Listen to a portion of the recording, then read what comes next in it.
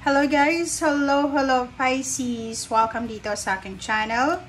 Kapalaran 888 guys. I hope na makuha mo nyo yung energy. Okay. Ito ay para sa full moon plus, may full moon tayo plus lunar eclipse. Para sa mga Pisces, full moon in Virgo and total lunar eclipse. Tingnan natin kung ano yung pwedeng tarot information para sa'yo. But normally, para sa mga Pisces, yung mag-highlight ngayon sa inyo ay relationships. Okay? Relationships, partnerships, and yung mga confusion nyo, posibleng magdadala sa inyo itong full moon and lunar eclipse ng clarity. Okay?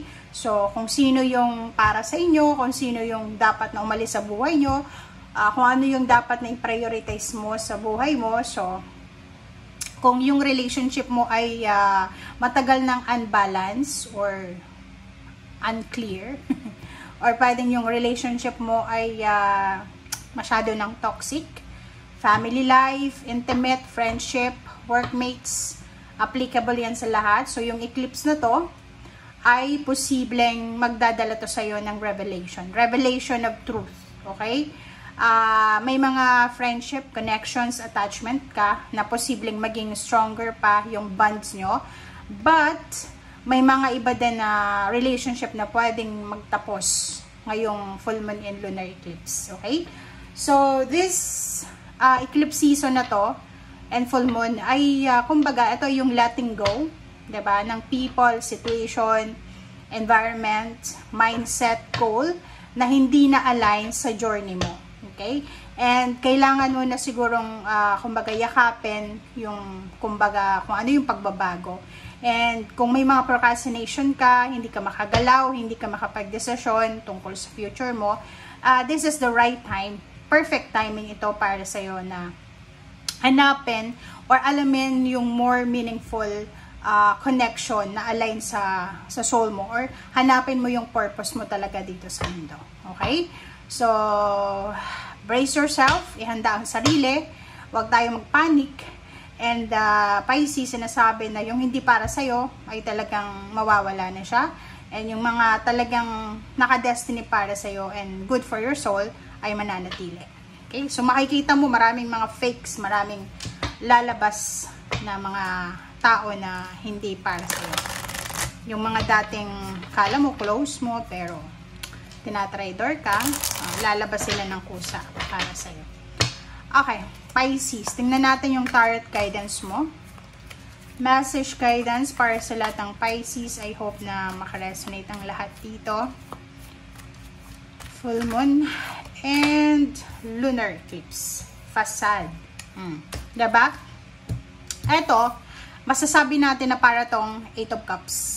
Yun, kasasabi ko lang sa'yo kanina na sa mga relationship, may mga pagkakataon kayo, this full moon and lunar eclipse na magsisimula talagang i-let go mo yung mga bagay, sitwasyon na hindi na para sa'yo. 8 of Cups to emotional withdrawal, travel, relocation. Kung hindi ka na masaya sa lugar mo, hindi ka na masaya sa situation mo, relationship mo, sa kung ano man ito na hindi ka na masaya, it's time for you to let go, to accept, to embrace the truth, the revelation. Talaga, di ba? May mga relationship na hindi na nag-work at dahil lang sa hindi natin matanggap na failure yung relationship natin, nakikisama tayo. So, eto, at dito mag-highlight yung full moon in lunar eclipse. Okay? Next card is guilt. Diba? Guilt, feelings, regrets, anything na negative ay kailangan mo nang i-let go. Okay? So, it's time for you to let go. Maraming mga iba sa inyo na nahihirapan kayong i-let go kasi yun nga yun, comfortable na kayo comfort zone mo siya So, nakikita ko sir dito na alisin mo na to kung may mga, like for example, related to sa mga Pisces na sa buong pamilya, ikaw yung masipag, ikaw yung breadwinner, syempre talagang aasenso ka, and then yung mga kasama mo parang feeling abandoned sila.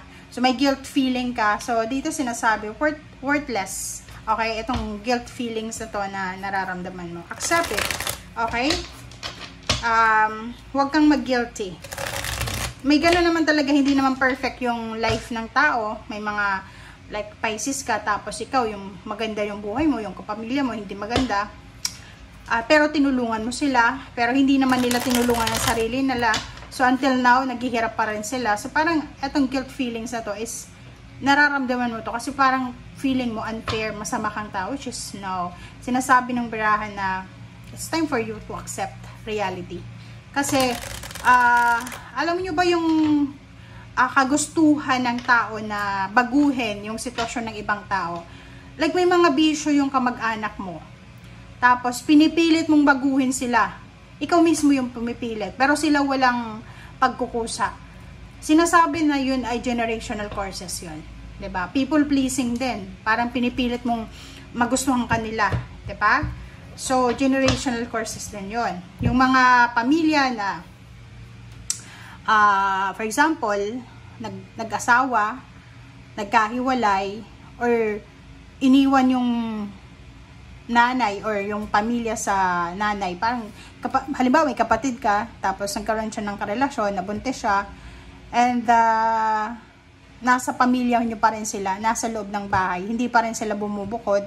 Generational curses daw yon na pwedeng magdala ng generational trauma sa mga bata or sa mga babies na posibleng magsimula sa bahay na yan. Parang ganun. So, paulit-ulit lang siya na mangyayari hanggang sa may matutunan tayo. Parang ganun.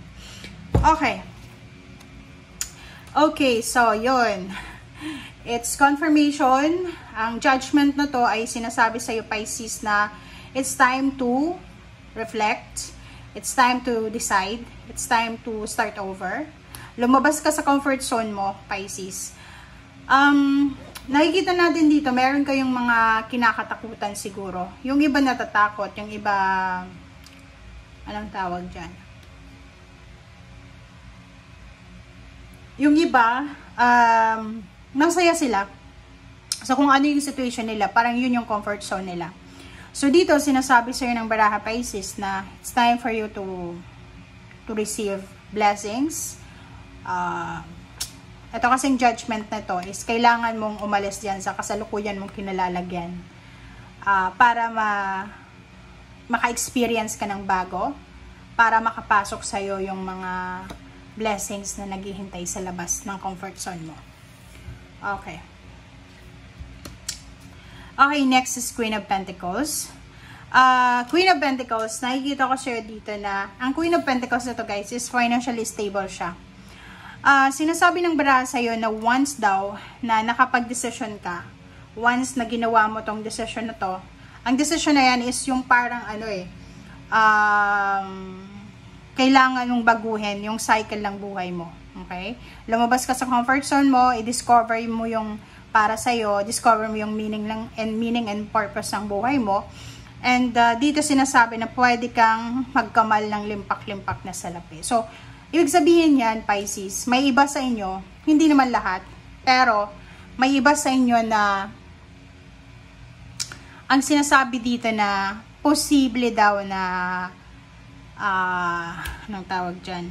May iba sa inyo na talagang nakadestiny sila na yumaman. Ang problema lang is nakatambay, nakastagnant sila sa isang lugar. Pag umalis sila sa lugar na yan, or sa situation na yan, unti-unting magiging harmonious, peaceful, financial success yung makukuha nila. Okay, next is Wheel of Fortune.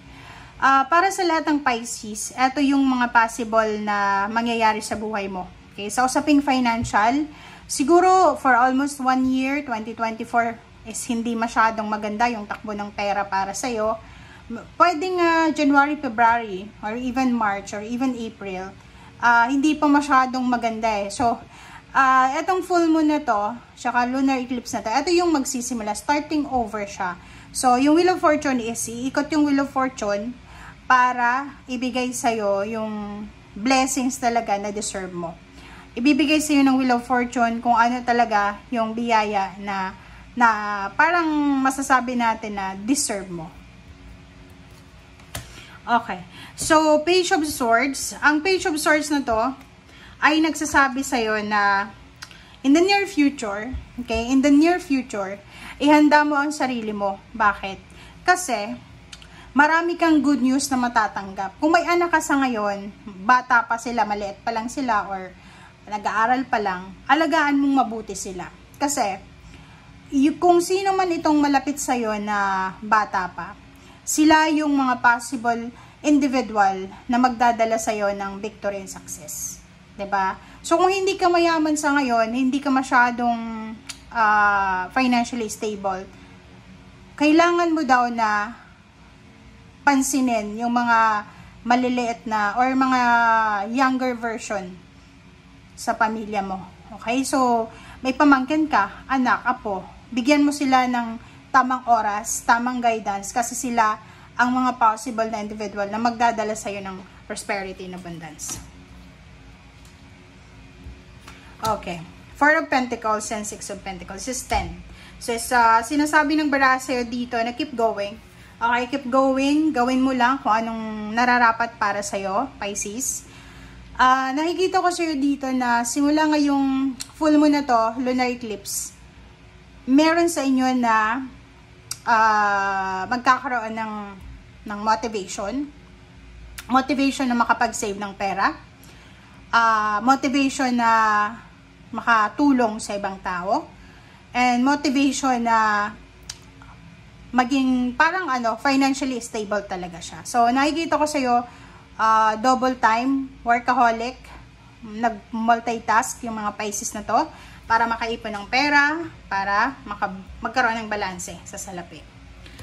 Sa Three of Wands, if you're waiting, sinasabi ng barahan na posibleng darating to simula ngayong full moon lunar eclipse. So, ibig sabihin niya, kung may hinihintay ka, Pisces, sa ilalim niya is Eight of Wands. So, yung Eight of Wands na to is a manifestation that there's a good news. Ang good news na to ay matagal mo na siyang hinihintay. Maybe 3 years, 3 months. And yung good news na to ay pwedeng magdala sa'yo ng sobra-sobrang happiness. Sobra-sobrang success, prosperity, and abundance. Okay? So, thank you for watching. Bye!